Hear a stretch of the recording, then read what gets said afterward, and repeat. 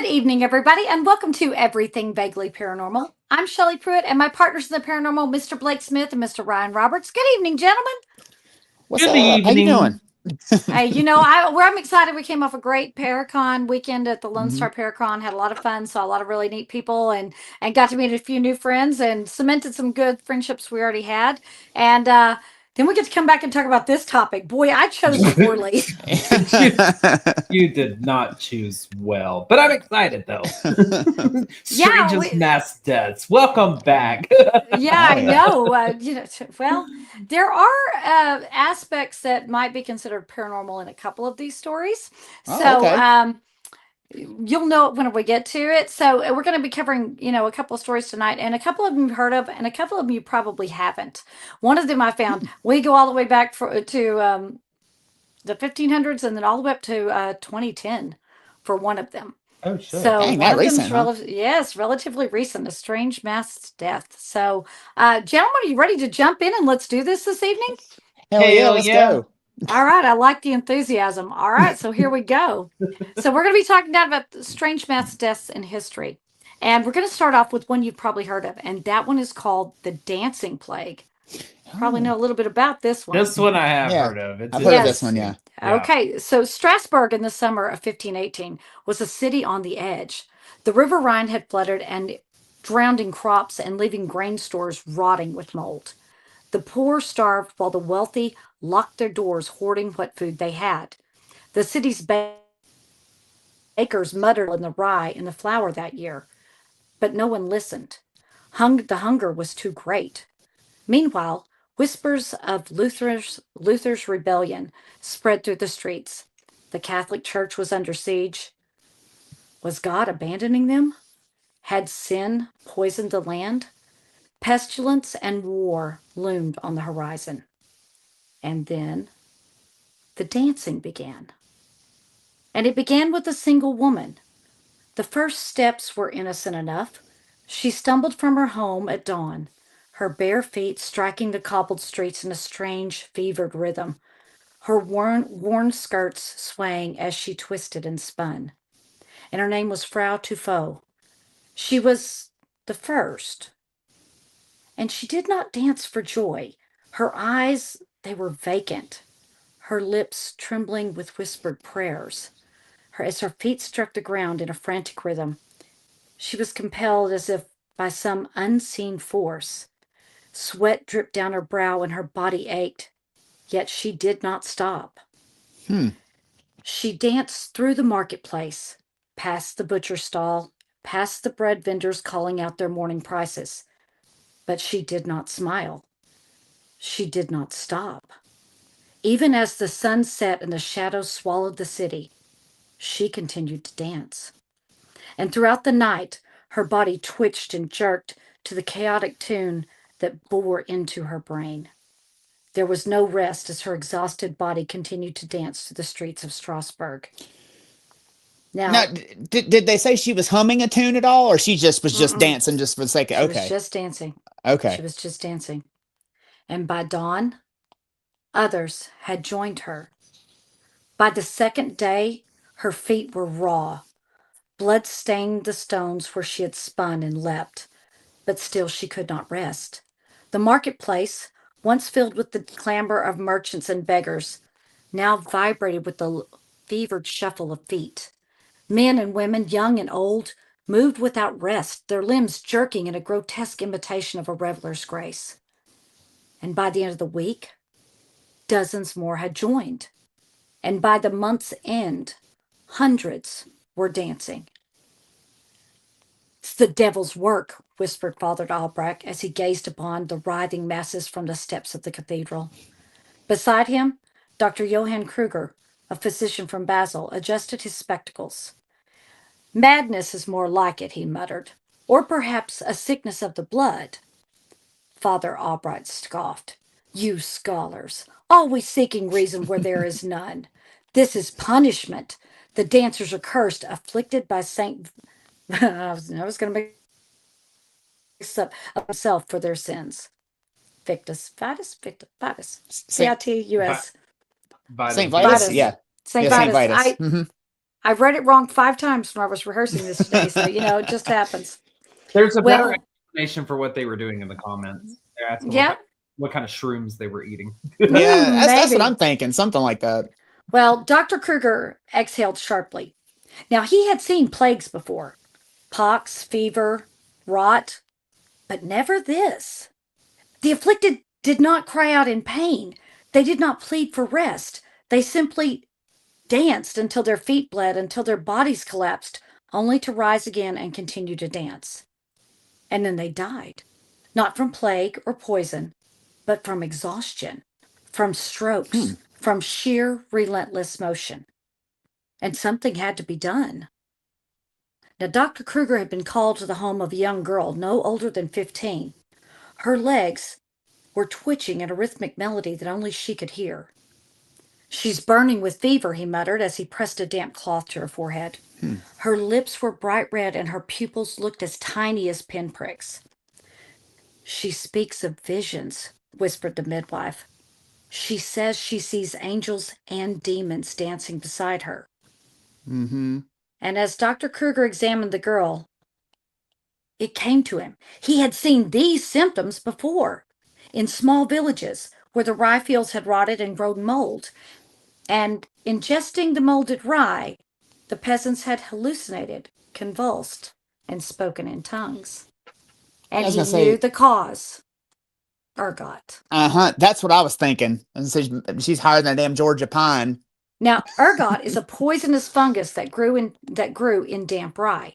It was a nasty poison that could twist the mind into a nightmare, and it could cause seizures and madness and even death.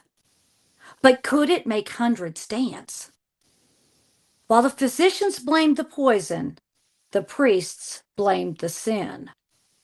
This is the work of St. Vitus, Father Albrecht declared, standing before his trembling congregation. And with a fist raised in the air, the priest bellowed, "He punishes those who stray from righteousness." And the people listened in horrified silence.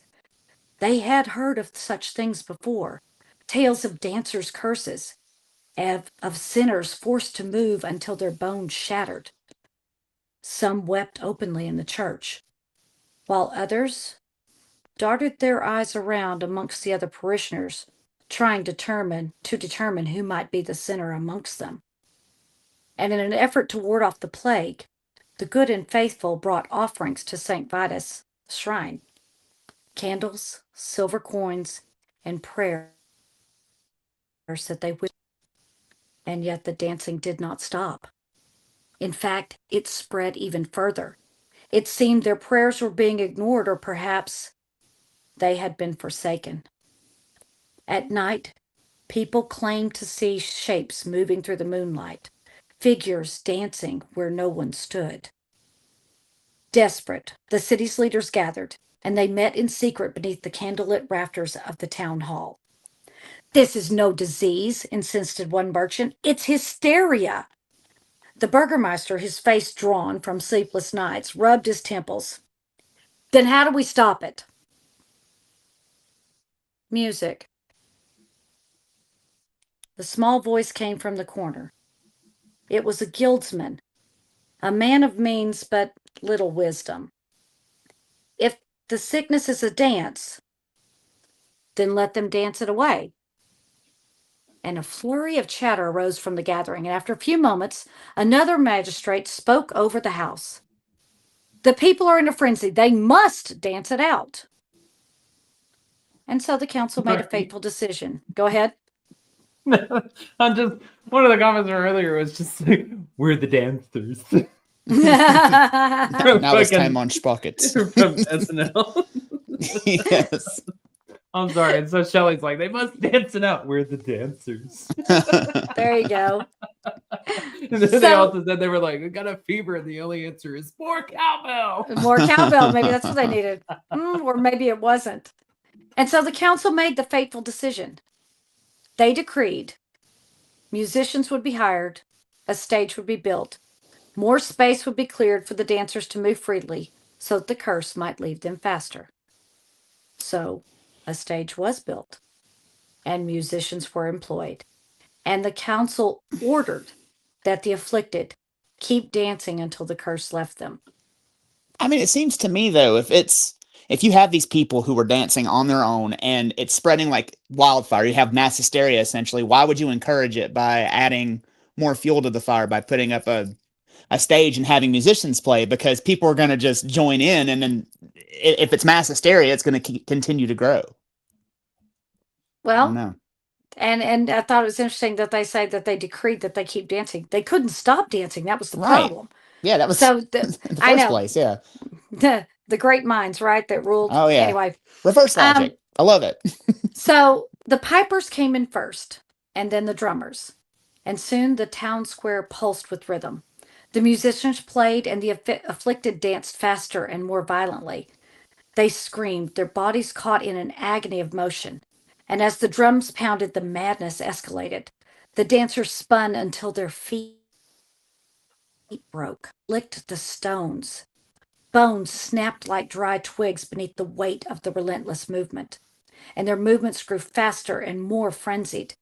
Some collapsed from sheer exhaustion, and some convulsed and fell, and others died right where they stood, their hearts failing in the midst of the mania. A young mother, eyes rolling back in her skull, desperately clutched at Dr. Kruger's robes as she spun past him. Help me, she gasped, and then she was gone, Hmm. swallowed up by the mass of bodies. And still, the music played.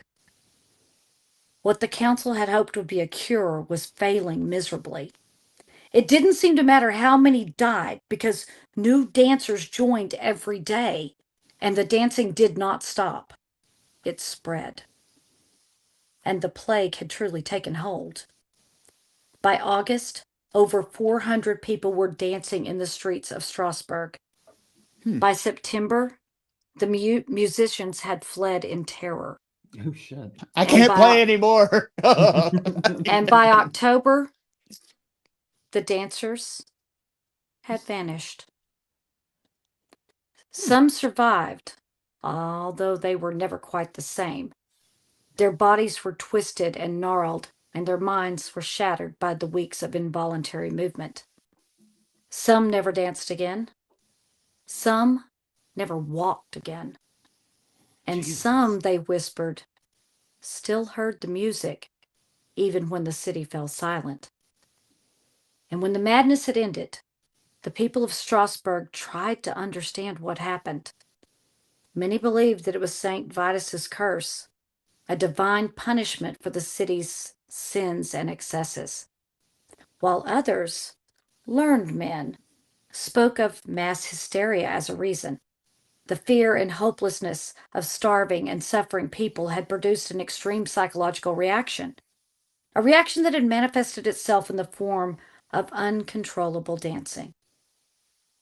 Now, newer theories suggest that the social conditions at the time, starvation, plague, and political unrest, created a psychological breaking point, and that the dancing was an extreme form of physical rebellion against the church and the government.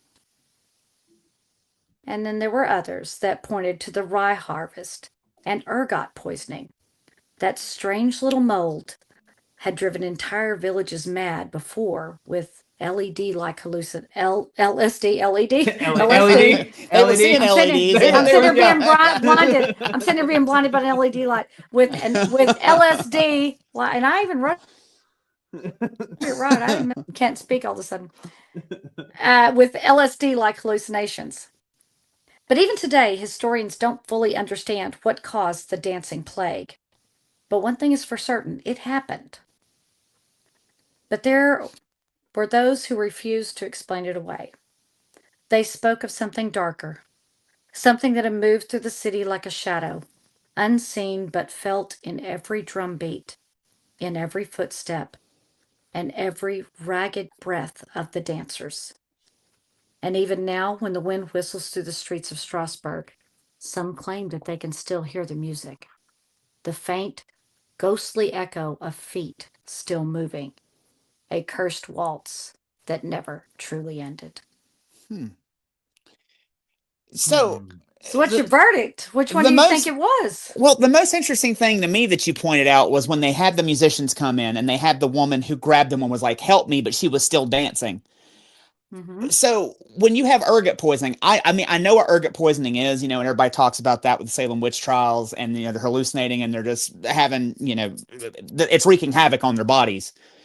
But would you be conscious enough to be able to ask for help like that while dancing? I mean, or would you just, I don't know if it puts you in like a catatonic state. Does it put you Now, in? ergot poisoning gives you LED.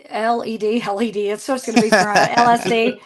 LSD. I don't know. I've never taken the crap. I don't know how you say it. LSD type hallucinations. Now, Okay. if you're hallucinating, I'm sure. I guess it would depend on how much you Right. ingested, and I don't know. I've only known one person in my life, I think, that I knew Right. for sure ever took that, and they Yeah. said they could see words forming in front of their They face could whenever if smell you would colors. talk. Yeah, if you Yeah. would talk, they would watch your words kind of come out of your mouth in word form. So I I don't Yeah. know, but I would think if you're conscious enough to have the thoughts and hallucinate, that you would be conscious enough that if you wanted to Right. speak, you might. So I'm not an expert. Don't know. Right. Just like you're having a bad trip. Yeah. Well, I mean, I had a friend who I sat there and watched talk to the little green men that lived in her vent whenever. Oh no. Yeah. Too much So, Robitussin? I mean, I guess so. So Too many Yeah. LED lights, right?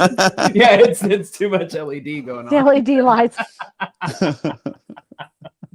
I was going so good. I had my story building just right, but I made it an LED instead of LSD trip. Yeah, it's fine. LED, Fine. LSD. I mean, I don't know. I don't know where to go with this one. I mean, because ergot makes the most sense to me, Yeah. but you've also got all that political upheaval, and you have like, there's nothing to do at the time. So people are like, oh, what's this new fad? Let me join in and start doing this too. And then maybe nobody wants to give up before the other person does. I don't know. But I mean, I'm leaning more I'm towards gonna tell you ergot right now, poisoning child. If though. my feet hurt, I'm sitting down. Oh, I know. But how some people are. They're very competitive people out there. Goddamn comments tonight. I love y'all already. It's hilarious. I can't wait to go back and read them. Yeah, Any you're care? catching shit for LED high definition is one I thing. will. So no, it's just I'm everybody wants sorry, to have, I'm not one of y'all. I don't guess. I don't know. well, everybody wants to wonder what it's like to have Shelley Pruitt as a mother reading you a bedtime story. Oh, okay. I'll tell you what it's like. I'll tell you because my son, I used to read him stories, and I used to be very animated, and I'd do, I'd act out all the parts, and I'd do all this. And one night, I was reading him a story, and he goes, "Mom, don't do the voices tonight." Okay. And they all died extremely horrible deaths. The end. He loved me reading him stories. You shut up. And I know for a fact that I never traumatized him because I called him and asked him. So I don't know. Okay, so back to this. I think it is going to be some type of, I don't know, like ergot's the only thing that really kind of makes sense to me as Right. well. I mean, if you're having, but it could be a mixture of it. I mean, you've got Yeah. ergot poisoning along with this crazy environment that they're in, leading to mass hysteria. Could be some people exhibiting mental health issues as well that are just like, again, I'm gonna go dance, dance Yeah. away. Like, I mean, Yeah. so I don't know. I It could be a combination of things to I that. come But to wonder if because the people were starving, they were hungry. I wonder if perhaps that could have attributed to some kind of psychological break Could have or been. some kind of due to lack of nourishment, some part of your body, not your brain specifically, not functioning correctly to tell it to stop moving yeah, due to a lack of nourishment. Um, with this one, no one agrees. I looked so many different places. No one story or article in this agrees as to what happens. They line up the most with the idea that it was they had probably been poisoned, the ergot poisoning, the mold in the flour, because they had the rye flour they were using for bread. That was pretty much one of the only foods they had. Yeah. And so it was being consumed by everyone, but not everyone got sick. Not everyone danced. right. I wonder if some people had some sort of genetic thing where like it didn't affect them the way it affected everybody else then, if that's the case. What, like a boogie gene or something like that? Like what the Yeah, fuck, Ryan? yes, the boogie gene. I mean, well, I mean, look, genetic, like, okay, all right, I get where you're going with that, but I'm just saying, my Right, first yes, thought was like, yes, what? They have the boogie gene in their chromosomes or something like yeah, that? And just yes. the beaver dance, you know, The or whatever. anti-boogie gene. There you go. I don't know. Yes.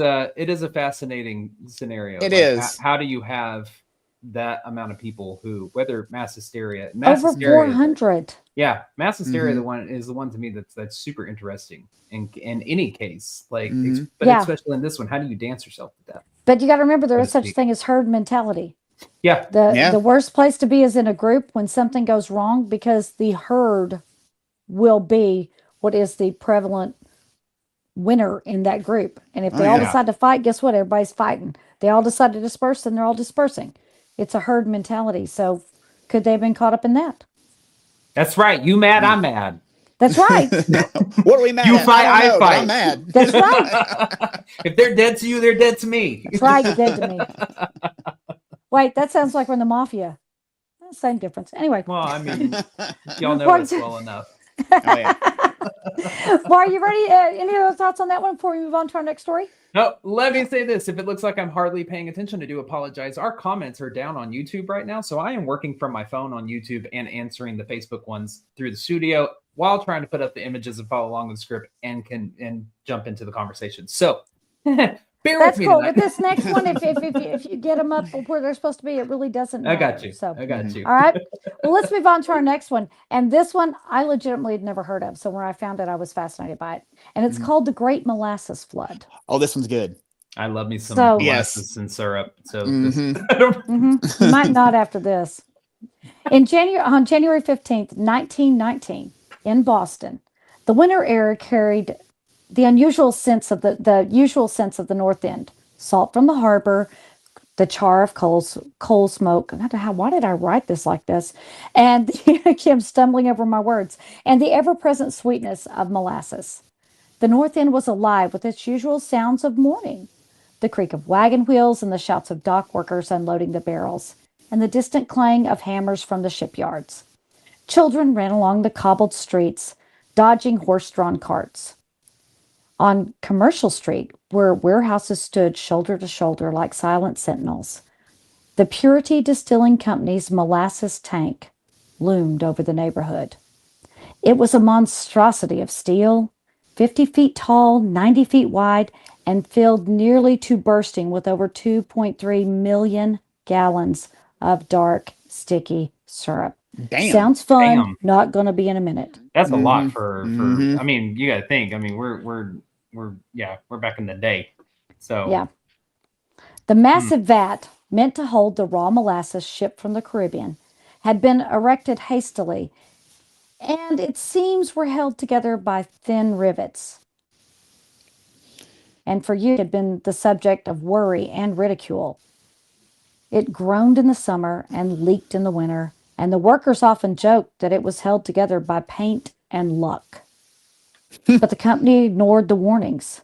The company had cut as many corners as they possibly could, with no proper Yeah, don't safety say. testing, no thorough inspections. And even though the workers had reported the strange groaning noises for months, their concerns had been dismissed. And to silence the complaints about leaking seams, the company had simply painted the tank dark brown so the molasses seeping through wouldn't show. Jesus, oh my Jesus Christ. God, OSHA is having a conniption fit right now. Well, if it's leaking so much, then point where it's leaking at. Fucking- I can see your ass doing that, Ryan. Inspectors here. Oh, you Yeah. said it's leaking. Show me where it's leaking. It's brown tank. How can you see it? Now, inside the adjoining factory, the air was thick with the heavy scent of fermentation. Workers in stained overalls shuffled through the shadowy interior, checking vats and pipes that fed the distillery's massive stills. The hum of the machinery filled the space, punctuated by the occasional clank of a wrench or the low murmur of men at work. Barrels of molasses meant for alcohol production stood stacked against the walls, and the floors, they were perpetually sticky. their boots Eee. making wet, sucking sounds with every step. Oh, I hate Oh, that God. sound. I hate that sound. I hate that I'm with you, sound. me too. Yuck. Yeah. But everybody knows what that sound is. Mhm. Yeah. Yeah. Oh, stop it. Stop it. Stop it. Yep. Stop it. Makes me want to go mop my floors. I have Yep. a thing. I have a thing about things on the bottom of my feet. hmm Ugh. Mm. Now, at the edge of the factory floor, Luca Sorelli, a wiry Italian immigrant with a grizzled beard and calloused hands, wiped sweat from his brow despite the January cold. He had worked here for 6 years, long enough to know that the tank was just a disaster waiting to happen. And the last time a shipment had arrived, he had felt the ground beneath his feet as the massive structure absorbed the weight of the fresh molasses. Oh, no. And something wasn't right. But what could he do? The company paid no attention to workers like him. Nearby, Patrick Breen, a seasoned teamster, was loading barrels onto a horse-drawn cart. He paused, wiping his hands on his thick wool coat, and glanced at the towering tank. It looked bloated. The steel was bulging outwards, as if something inside was trying to escape. Don't talk about Uh-oh. Ryan like that. Shut up.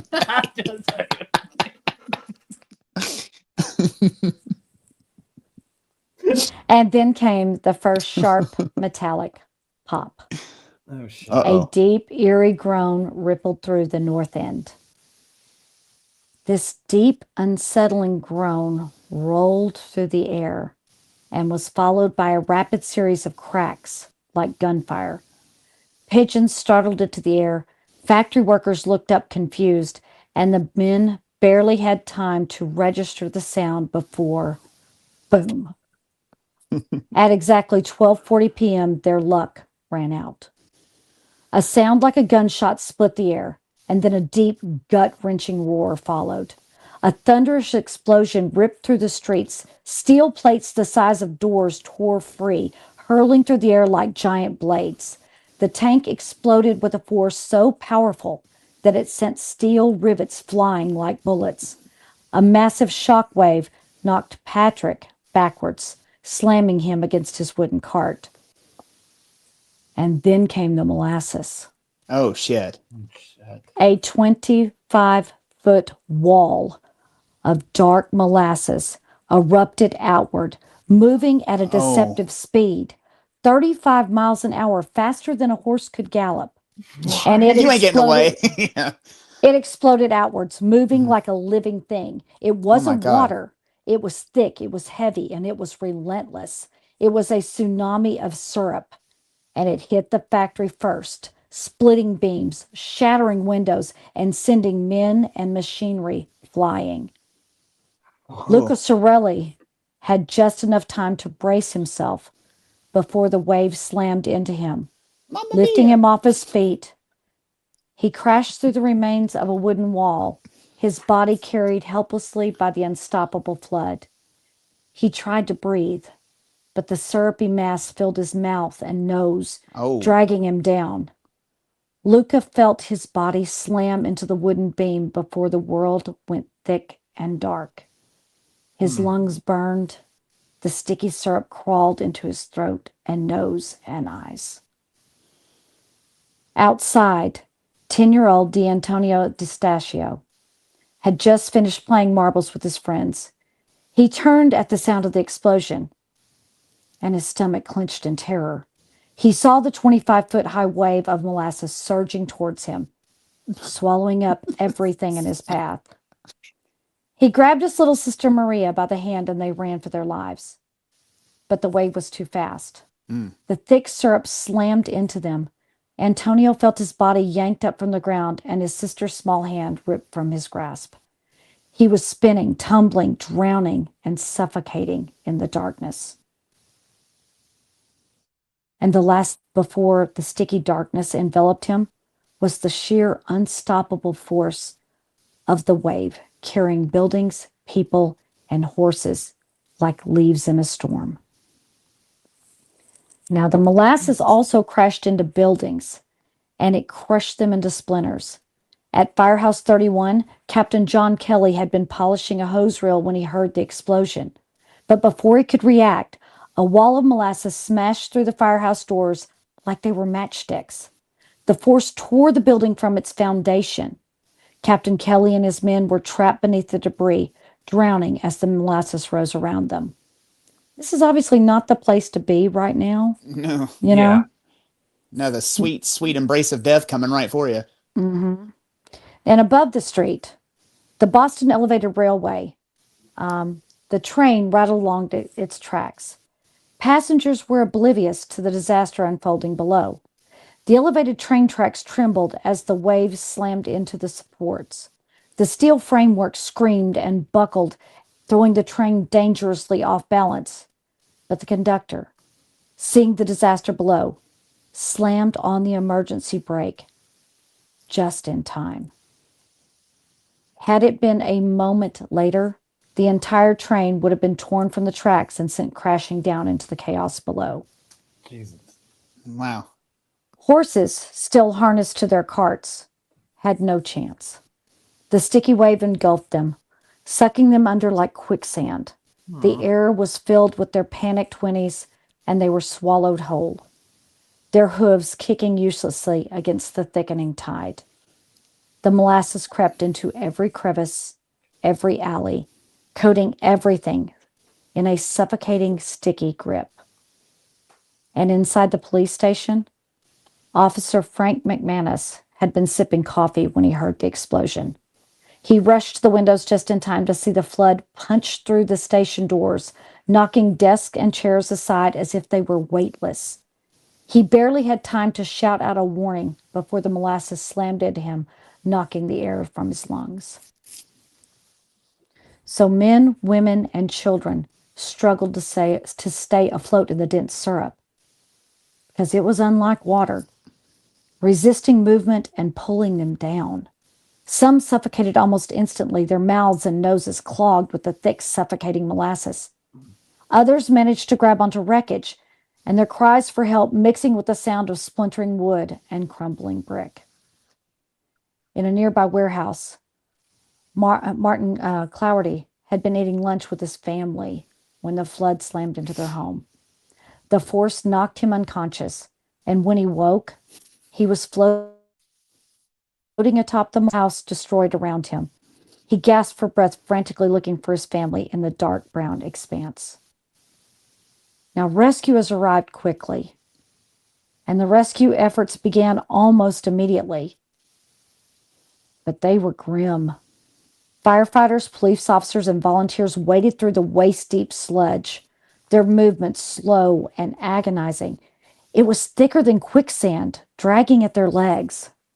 Screams came from all directions, some close, some horrifyingly muffled beneath the molasses itself. They dug through the wreckage with their bare hands, searching for survivors. Some they found coughing and gasping for air. Others were already still. Now, rescue workers found Luca Sorelli hours later, buried beneath a collapsed wall. His lifeless body was encased in the molasses like amber. Little Maria was found hours later. She was alive, but just barely. She was trapped beneath a splintered cart, but her brother Antonio was not so lucky.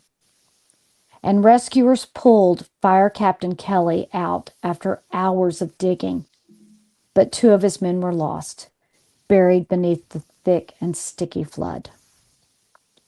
By nightfall, the North End looked like a battlefield. The streets of the North End had become unrecognizable. Buildings were reduced to rubble, homes were crushed, debris, bodies, and lifeless animals lay trapped in the hardened molasses. It had begun to cool and thicken as the temperature dropped. Oh, man. Man. Flies. Here they come.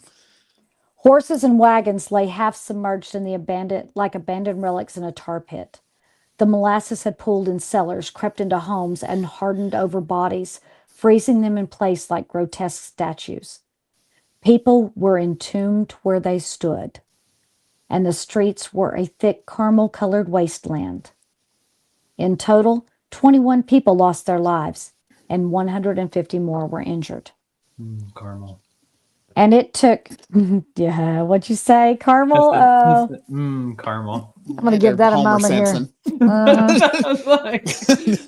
Oh my God. Let me just, while you're taking a moment, Yeah. just say I appreciate our peeps so very much. Our peeps are definitely our peeps on this one. Sounds like they were in a sticky situation. There you go. Yeah. Yeah. These are stories about mass death. Did you expect to come here and laugh tonight? I mean, I don't know. I'm trying not to because the guy who was eating lunch with his family, he's like eating a biscuit. You know, this thing's pretty dry because she's a little bit molasses. Oh my God.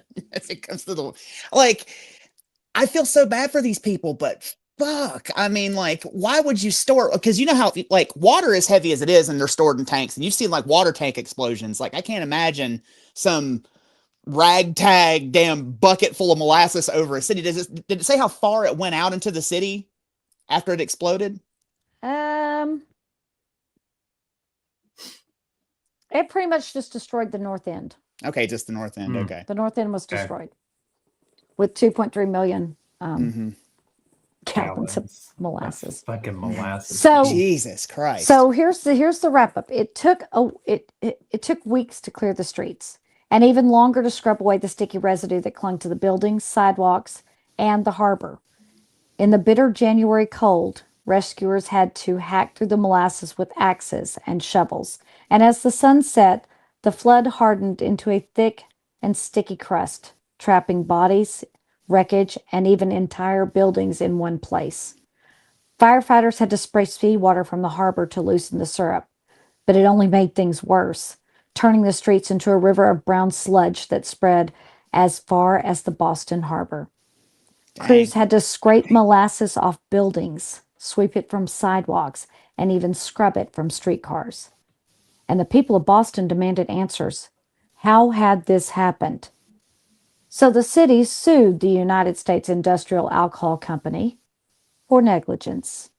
And after a 5-year court battle, the truth was revealed. The United States Industrial Alcohol Company had rushed the tank's construction. The steel was too thin and the rivets too weak, and the company had blatantly ignored safety complaints. The court ruled in favor of the victims, awarding damages to families who had lost loved ones.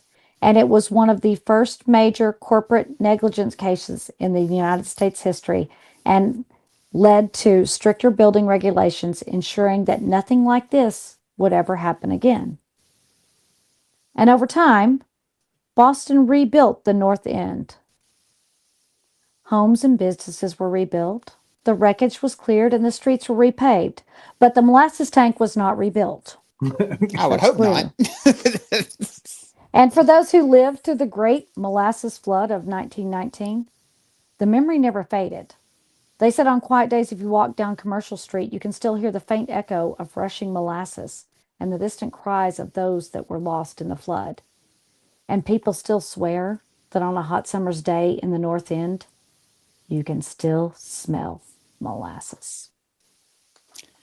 I imagine, because it probably permeated the soil if it was sitting there for that long. Molasses does not smell good. And remember, this molasses was being used for alcohol. So they were fermenting it. So it smelled even worse. So you're basically saying if I go to the North End of Boston, I'm going to want a stack of pancakes. This is what's going to happen, right? Either that or a beer, one of the two. Let me tell you what. All you nasty people of ours. I can't wait to read the comments. Y'all keep them coming. These are dark stories. I've been in a mood all day. Well, just by the end of that one, by mentioning the polishing hoses and sticky situations and stuff like that, you've now been commissioned to read erotic stories. Okay. So, but we need Ryan as like the voiceover for the like guys and stuff like that, so he can do all of his accents. Okay. We'll do it. Sure. I never thought about reading erotic stories. Hey, you never know. Maybe I could. That's a lucrative business. You might maybe make some money. Yeah. We're gonna see a side podcast from Shelley. Who says I don't already have one? Mm. Well, let's move on to our next story, gentlemen. It's called Crocodile on a Plane, right? It's got to get better than the people drowning in molasses, right? We It's would gotta be. hope. That was a terrible I doubt it. This is called Is the it? strangest mass death. I doubt Yeah, it's I going to know. get any better. Yeah, if you don't know what's going to happen to this plane, stay tuned. We'll tell you. So this one is called Crocodile on a Plane. Aircraft accidents are almost always the result of errors in judgment or a broken link somewhere in the safety chain. Fuel starvation or flying into adverse weather are sometimes, they're some of the most common reasons. Other times the events are more out of the ordinary. And most of us don't live in villages vulnerable to animal attacks. And if you're like me, you avoid the great outdoors at all cost. That should mean you shouldn't be afraid of a predator bringing you to your doom, right? Mm-hmm. Wrong. That just means that you've let your guard down and you're more vulnerable than ever. And when boarding a plane, you probably think that you're safe from land predators when you're in the air, right? You would hope so. No, Yeah. wrong again. Okay. Chris Wilson was seeing the world. He worked for a British airline as a member of the cabin crew. And while he enjoyed his job, he had bigger dreams. He wanted to be a pilot. The 1,000 flight hours needed to complete his license seemed daunting, but Chris was determined. And in 2010, he gave up his job on the cabin crew and moved to the Democratic Republic of Congo to follow his dream of becoming a commercial pilot. He had secured a job with a local company called Phil Air, and he was going to finish his training there and complete his required hours. Phil Air was established by Captain Danny Philomot in 1987. It was in the Democratic Republic of Congo and offered regional cargo and passenger flights from.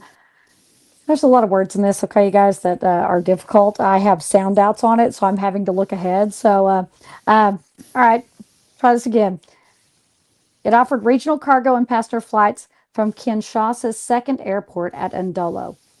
The fleet of planes flown by Phil Air was interesting Mm-hmm. and antique.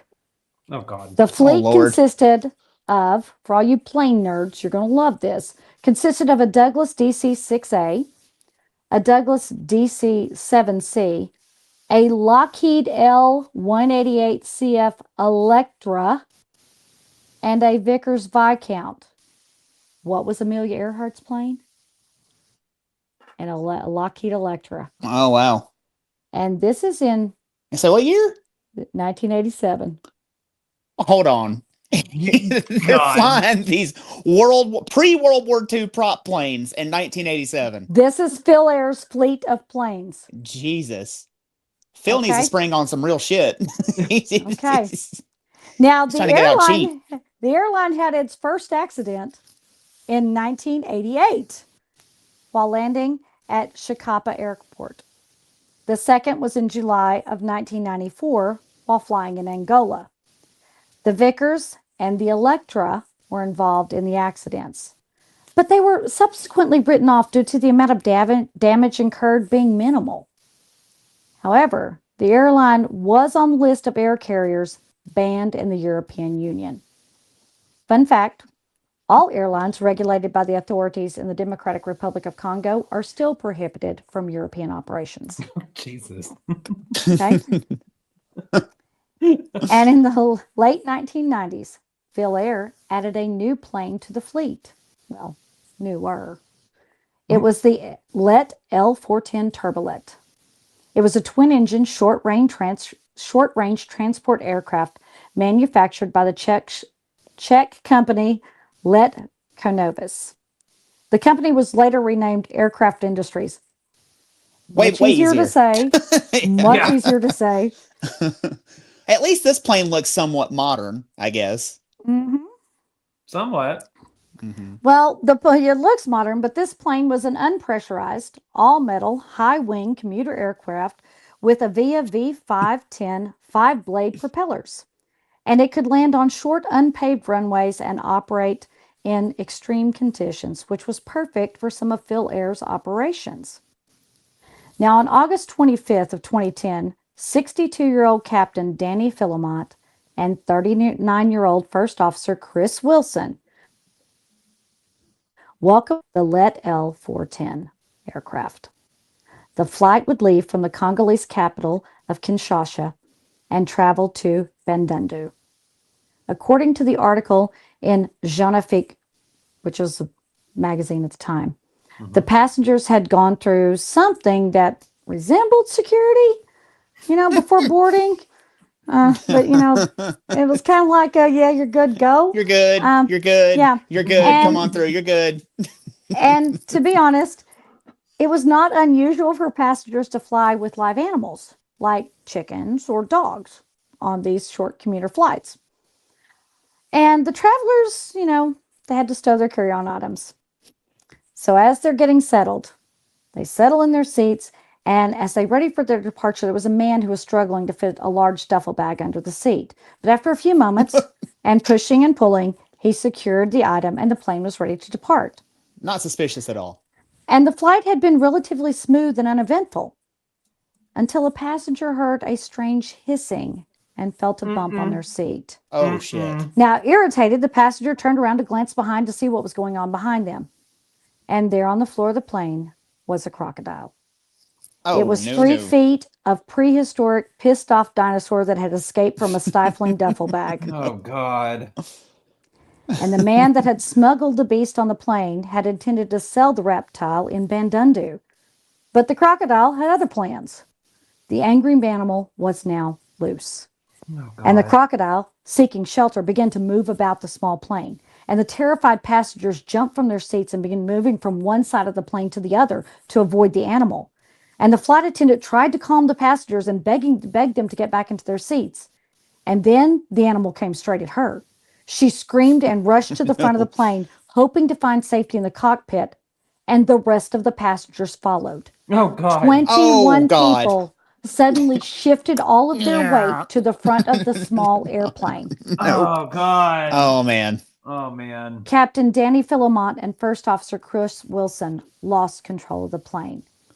The aircraft came crashing down just 1.2 miles away from its final destination. Oh, man. It struck a mud and brick house with a straw roof and came to rest against another small house. Thankfully, no one was home in either of the structures.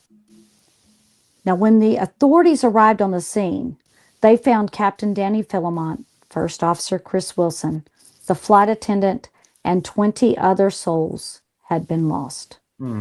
There was one lone human survivor of the crash and one reptilian survivor. Oh, my God. The crocodile and it was even more angry now. Local authorities assumed control of the animal, and the beast that had run amok on the doomed aircraft was sentenced to death and was killed with a machete. An investigation was launched. Oh, go ahead. Yeah, I can talk about this for a second. I mean, one person and the dinosaur survived. Yes, and the pissed off crocodile is still alive. Yeah. God Almighty! Yeah. I mean, the amount just them running to the front and how quickly that plane had to nosedive from all that weight shifting. It's like, and get out of the cockpit. So an investigation was launched, and a number of alternative explanations for the crash have been theorized. Timothy Atkinson, an air accident investigator, told an inquest committee in 2014. In 2014, they were still investigating this, and it happened in 2010. And this, I'm going to quote him: "The most likely explanation I can find is that the aircraft stalled or was put into a spin prior to impact. There's no evidence suggesting engine failure or a nosedive, but the accident appears to have all the hallmarks of a stall or a spin, which may have been from a variety of causes. Essentially, it fell out of the sky." Atkinson further stated that he had reviewed the evidence given to him by the Congolese authorities, but was unable to draw any definitive conclusions because they had not handed over the black box. And while being unlikely, the crocodile could not be ruled out. So they weren't handing over the black box. They weren't doing any of that. So that's the story. rather fishy. Yeah. Now the crocodile on the plane was reported by one woman. This survivor told her story to this Jeune Afrique magazine. Um, but a lot of them were like, "Oh no, it ran out of gas," and they're going, "No, it didn't. No, it had made 3 stops. It had 3 ample, on the ride from Kinshasa to look. I can say it now without even looking at the pronunciation to Bandundu. They had made 3 stops, so there should have been no reason for it to be low on fuel." Mm-hmm. But they tried everything to explain it away, and they were like, "Oh no, a sudden rush of weight to the front shouldn't cause that unless it was 2,200 plus people with all of their luggage." Right. I would need some kind of airplane person who flies airplanes to say if a sudden shift in weights could Well, do that. lucky for I Yeah. figured he was in the you. comments. I figured Yeah. Chad Wandell was in the Lucky for comments. you, Mr. Chad Wandell with the Ghost Geeks is listening tonight, and he If you actually have has said, 21 people well, with he actually 200 pounds, said that the nose down would have caused a stall spin, and I even asked the question for you. As I said, could that much weight rushing forward cause a nosedive / tail spin? And he replied they wouldn't have been able to pull the nose up at all. So, Yeah, somebody's lying here. awesome. Yeah. now that is Chad Mhm. is Well, that is Yeah. pilot that as is what well. the, Yeah.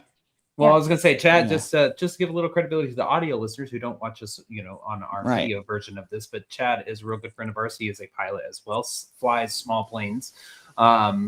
So we rely on him a lot for the aircraft knowledge. But So he did agree aviation. with the airline. He did agree with the airline expert who said that was most likely what happened. Yeah, but did they not say that it was not a nosedive that caused it to stall? He said that he couldn't rule it out.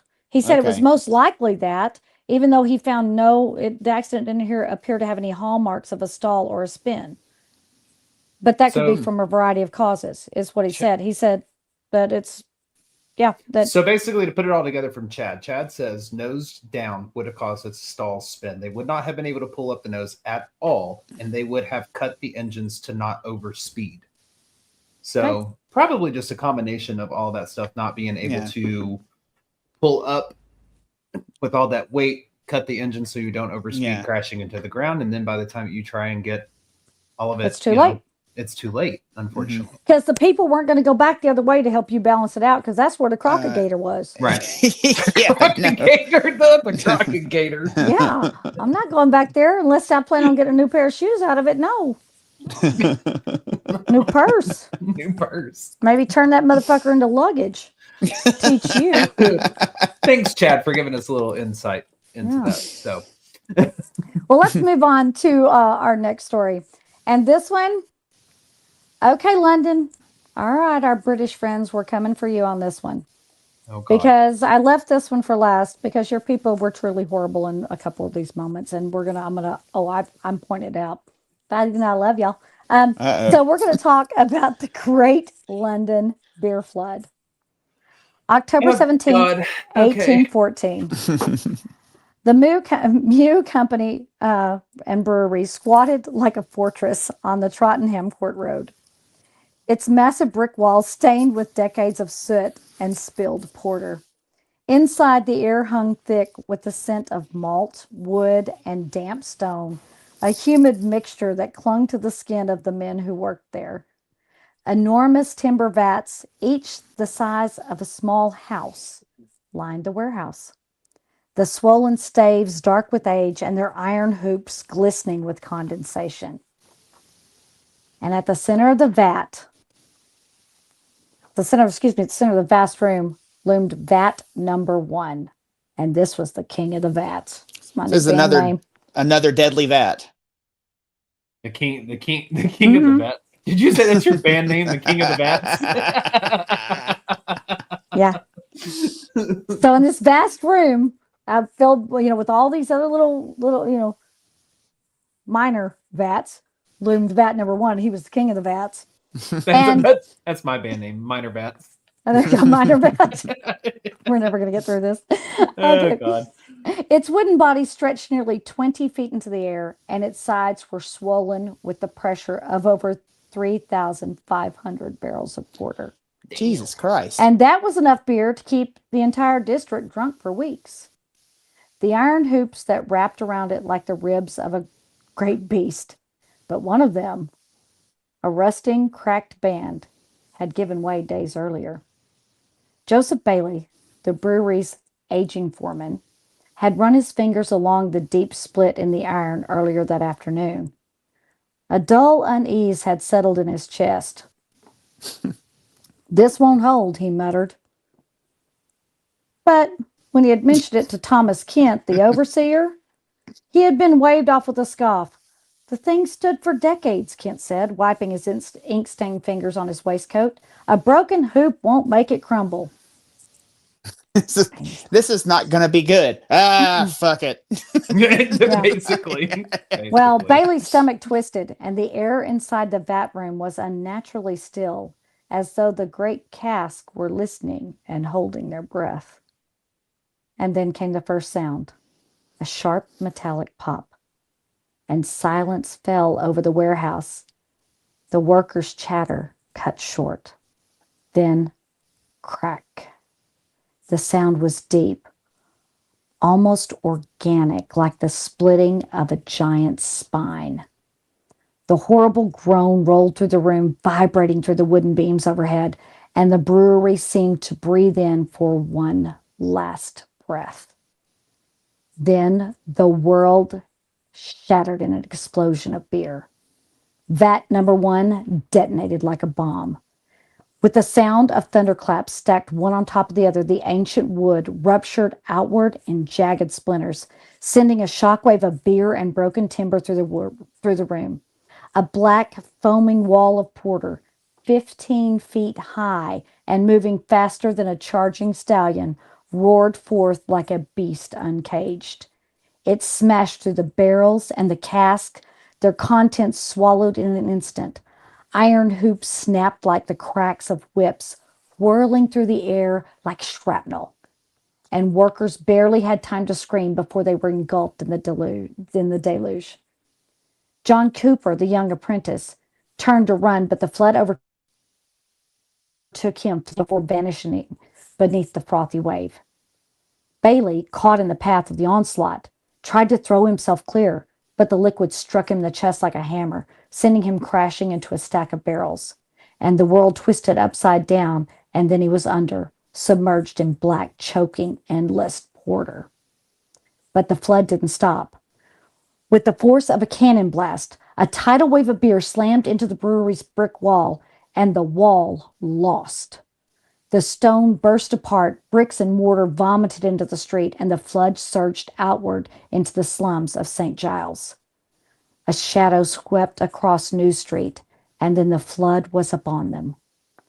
Mary Banfield had been setting her children's supper on the table when she heard the deep, unholy sound. But before she could turn, her wall exploded inward, porter rushing in like a tidal wave. She had time for a single scream before the force of it slammed against the ceiling and dragged her under. Next door, Anne Seville, only 4 years old, clutched her wooden doll as the floor beneath her vanished. The beer lifted her tiny body and hurled it through the street, where the flood carried her away, tumbling and twisting through the wreckage. At the Horseshoe Pub, drinkers lifted their heads and whistled and lifted their heads as the windows blew inward, and the flood slammed into them with the strength of a battering ram. The innkeeper was knocked clean over the bar, and while the patrons clawed their way to higher ground, a few of them, laughing madly, lapped at the foam as they climbed. Now, outside, they're trying to climb away, and they're trying to get a little sip before they go.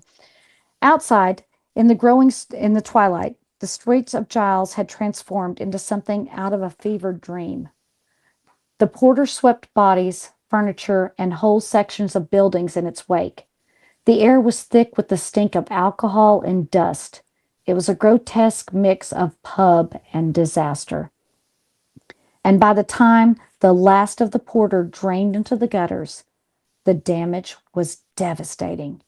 Buildings had collapsed, entire families were wiped out, and the stench of beer hung over the city like a funeral shroud. Oh, God. Yeah, stale beer does not smell good at all. That's No. woo. I don't even like the smell of beer, period. No, Mhm. but Ugh. stale And beer this is is even porter. worse. This is Yeah. porter. Mm-hmm. So it's another like sticky substance It too, says, because it's got all yeah. Yeah. So the flood had come and gone, leaving. And so this one moved fast because it's a thinner substance. The Mm-hmm. flood had come and gone, leaving a ghost town of destruction in its wake. The streets were slick with dark porter, reflecting the glow of the pools of ink.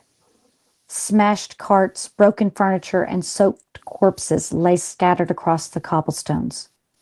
The air, once thick with the familiar scents of London, soot, horse dung, and damp stone, was now overpowered by the suffocating stench of stale beer.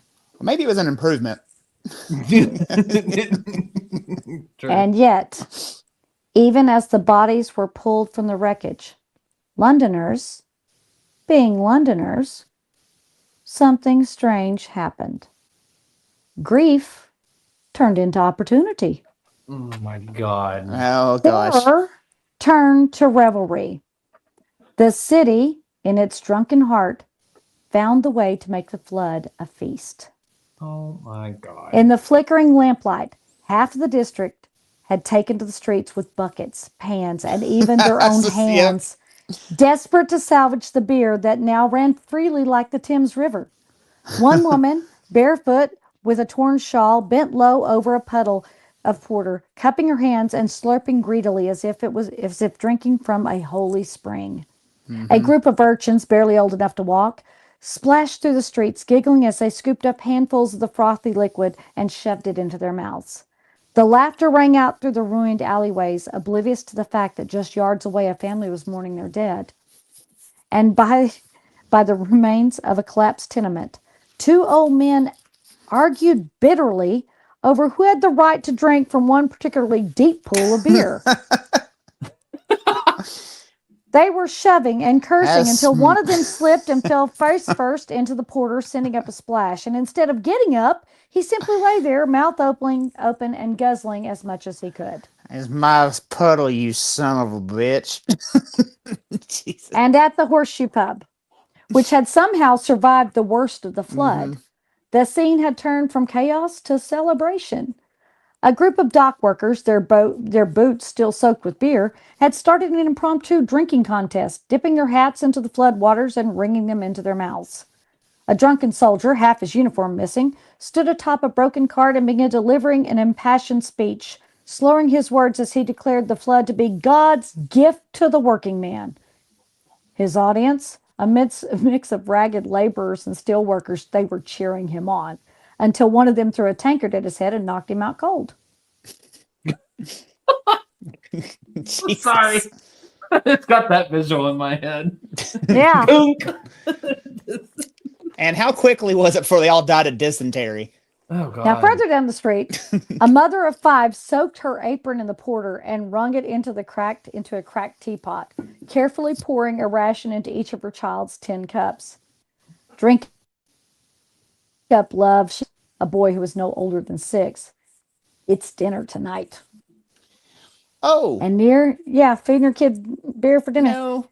And near the Street edge beer. of the flood, near the edge of the flood, where the porter was the thickest and the scent was the strongest, a body bobbed face down in a muddy puddle. A middle-aged man in a brewer's apron, and he was clearly dead. And yet, as horrified onlookers stood by, a drunk knelt beside the corpse, scooping beer from the puddle just inches from the lifeless face. Oh. Oi, that's cursed, someone warned. The man shrugged, licked the foam from his lips, and simply said, beer's beer. No.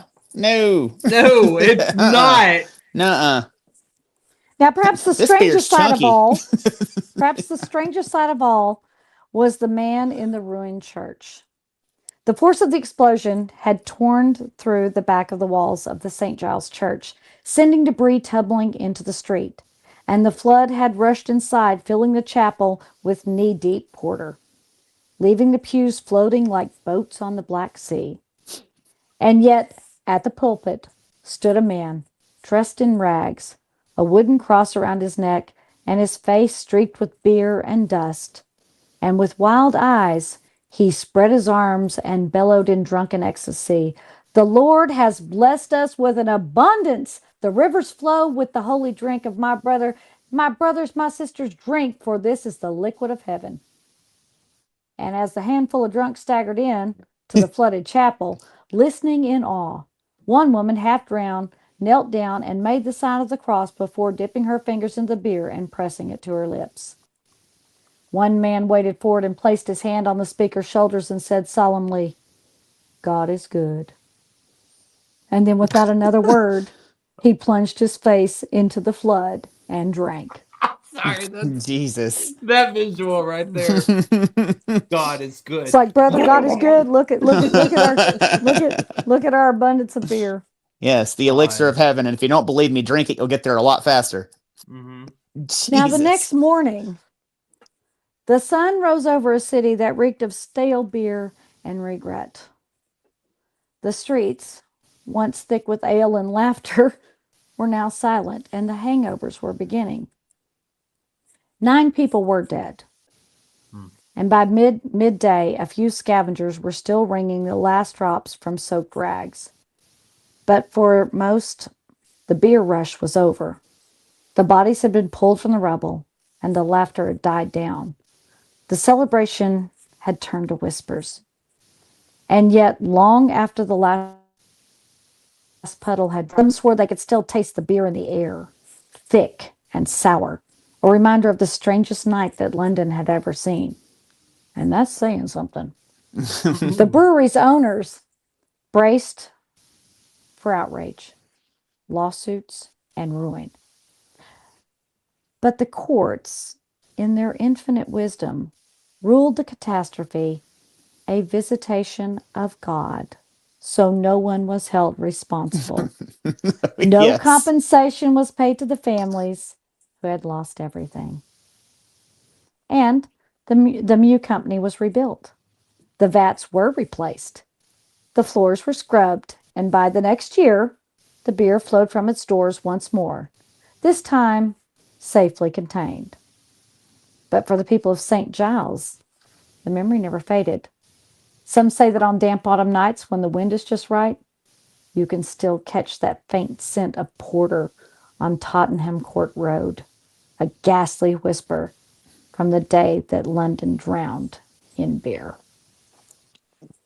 Yeah. Yeah. No. Visitation of God. Yeah. Yep. Seriously? The court said, nope, that was God's doing. It wasn't the fact that you saw Yeah. the broken thing and went, it'll be fine. That's my next defense God did if it. I ever go to court. It was a Mhm. The visitation, visitation of of God. God. I don't know what you're talking about. Visitation of God. You can't convict me. I mean, but can you imagine drinking puddles sitting in the London streets at that I point? have germ issues. I don't like to drink out of glasses. I'm damn sure not drinking out of the street. People are dumping their chamber pots into the gutter. So, I mean, like, no. That's why I was telling you what was in the London streets before that. The horse dung, vomit, that kind of stuff. Yeah. Yeah. No. Yes.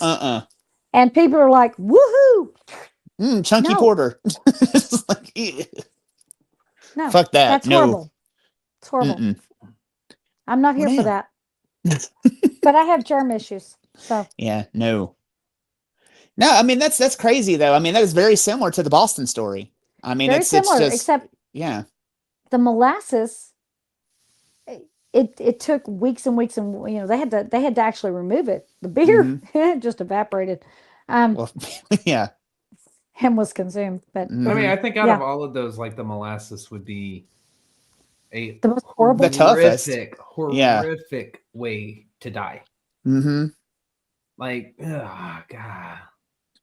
Well, and that one, the bodies, because it was in January, so that molasses, it came out hot, but it was hardening as it moved. Cold. Yeah. And so literally there was a lot of stuff in one of the articles I read about how one per cased in amber, and that they had to be cut out of this molasses coffin, for lack of a better word, but it was like being encased in amber.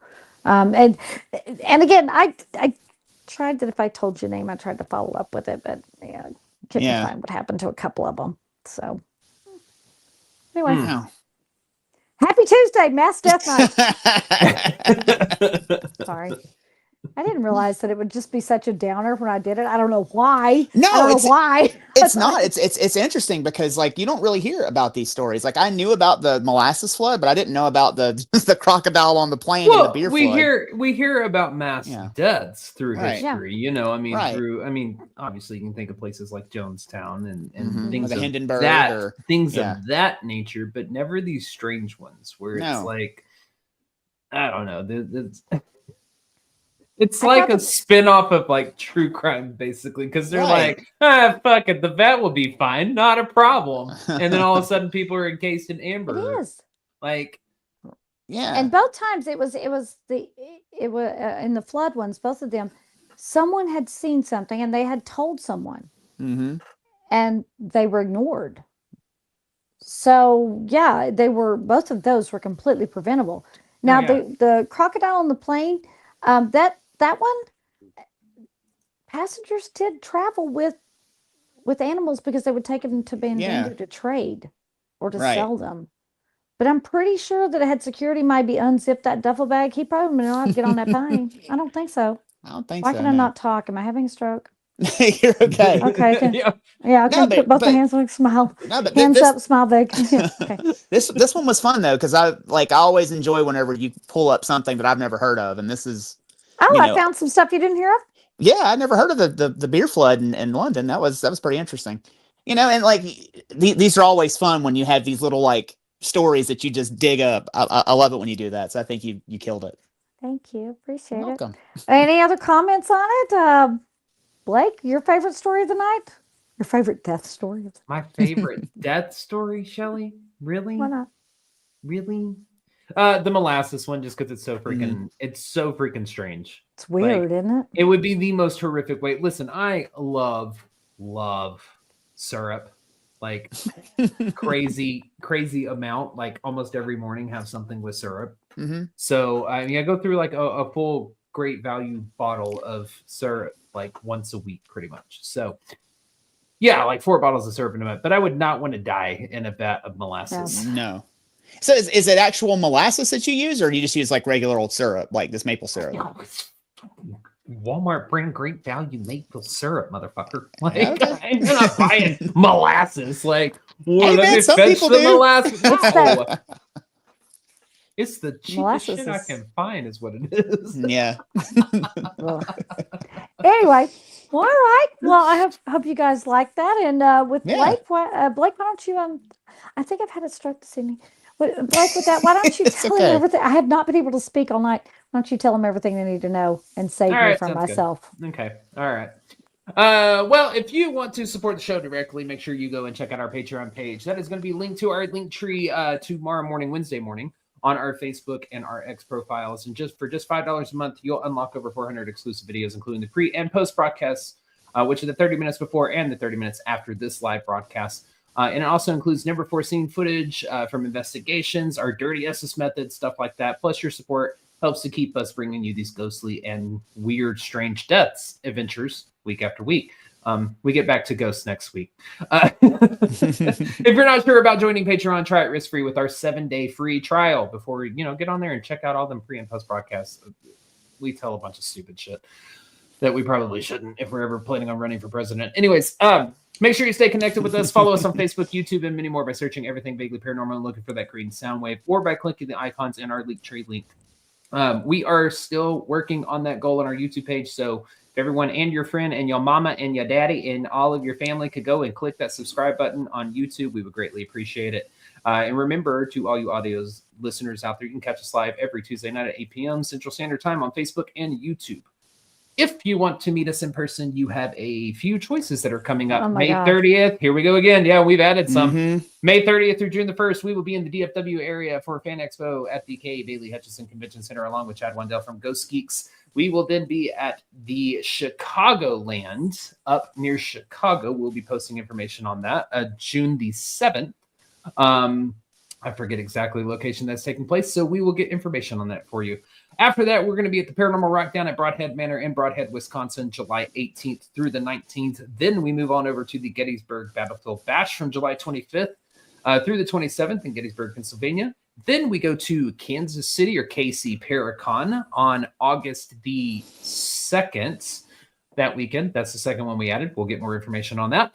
After that, we will be heading off to Vernal, Utah for Phenomicon, September 3rd through the 6th. And finally, we will be attending the Rock Island Roadhouse Esoteric Expo on October 4th in Rock Island, Illinois. So quite a few. And there's one more that may be added. Yes. So yeah, that's 7 opportunities. Yes. Hence why we haven't put any public investigations on the calendar yet, but we are working on it. We are trying to get y'all into some new locations, and we actually got confirmation that we'll be able to go do our first investigation to check to make sure it is haunted so we can sell tickets for you. So we are in on that. So make sure you subscribe to our Eventbrite page to be notified when those public investigation tickets go on sale, because we will start posting our 2025 investigation season soon. We promise. Thank you for bearing with us. We're grateful for your continued support. Every like, comment, share, and download keeps the adventures alive as well. So if you have a favorite episode, share it with your friends and make sure you tag us. And if you have a story, comment, or question, or you would like to have us as guests on your podcast, email us at the evppod@gmail.com. That is THEEVPPOD@gmail.com. Go like, share, and subscribe to that YouTube page. And I want to give one more quick plug. Paraventure is April the 5th. The last day to buy your Paraventure ticket, VIP ticket, to be eligible for the drawings is going to be on April 4th. You can go to Own Your Own Path, Paraventure. It's at the top of EVP's Facebook page. And go get your ticket. Thank you to those of you who've messaged me and said that you bought a ticket that supports the Autism Alliance of Michigan. We do appreciate you. Paraventure, Kelly Hopla doing a great thing and helping everybody out. Absolutely. So thank you for your support if you have done so. If not, you still have time. April 4th is your last day for the April 5th virtual online Paracon. So we want to thank you guys for joining us this evening on Everything Vaguely Paranormal. I'm Shelley Pruitt, my partners in the paranormal, Mr. Blake Smith and Mr. Ryan Roberts. Thank you for being here. And as always, we will see you next Tuesday. Bye-bye. Bye, y'all.